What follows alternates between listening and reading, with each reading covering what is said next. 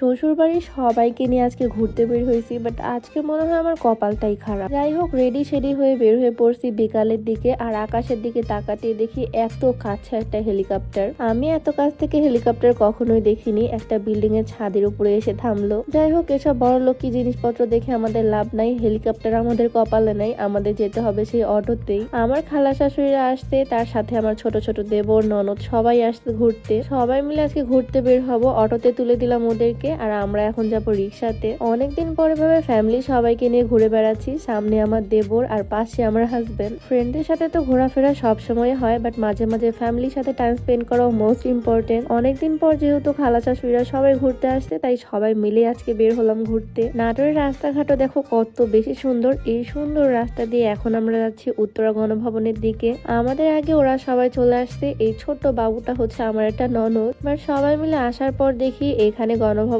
বন্ধ করে দিছে। ওই যে বললাম না, আজকে মনে হয় আমার কপালটাই খারাপ, এত তাড়াতাড়ি বের হলাম বাট এখনই বন্ধ করে দিছে, কি আর করার। গণভবনে যেহেতু ঢুকতে পারবো না, তাই আবারও অটো ভাড়া করে নিলাম, সবাইকে উঠাই দিলাম অটোতে। আমরা আবার যাবো রিক্সা করে। নাটোরে এই জায়গাটা ভীষণ সুন্দর। আমাদের বাসায় যে কোনো রিলেটিভ বেড়াতে আসলে আমরা এই জায়গাতে নিয়ে আসি তাদের, কিন্তু আজকে আর কি করার, আমরা ঘুরতে পারলাম না। বাট আমাদের নাটোরে না বিশাল এক বাণিজ্য মেলা হচ্ছে, সেখানে চলে আসলাম সবাইকে নিয়ে। এই মেলাটাও বেশ ফেমাস, এই মেলা দেখতে দূর দূর থেকে মানুষ আসতেছে, তাই ভাবলাম সবাইকে নিয়ে এই মেলা থেকেই ঘুরে আসি। টিকিট কালেক্ট করে নিলাম টিকিট কাউন্টার থেকে। আর এই মেলাতে না অনেক ভালোবাসার মানুষদের সাথে দেখা হয়েছে। এই মেলাতে আমি ঈদের দিন আসছিলাম রাত্রেবেলা, বাট দিনের বেলা আসলাম আজকে। এইখানে সবাই লটারির টিকিট ফেলতেছে, আর এদিকে মেলার মধ্যে ঢুকতে না ঢুকতে কত কত ভালোবাসার মানুষ চলে আসছে ভালোবাসা দিতে, ছবি তুলতে। সবার সাথে দেখা করে আমি একটু ঘুরতে গেলাম স্টল গুলোতে। এই কিউট কিউট পুতুলগুলো আমার বেশ পছন্দ হয়েছে, যেটা দেখি সেটাই কিনতে মন চায়। মনকে আর কি বলবো,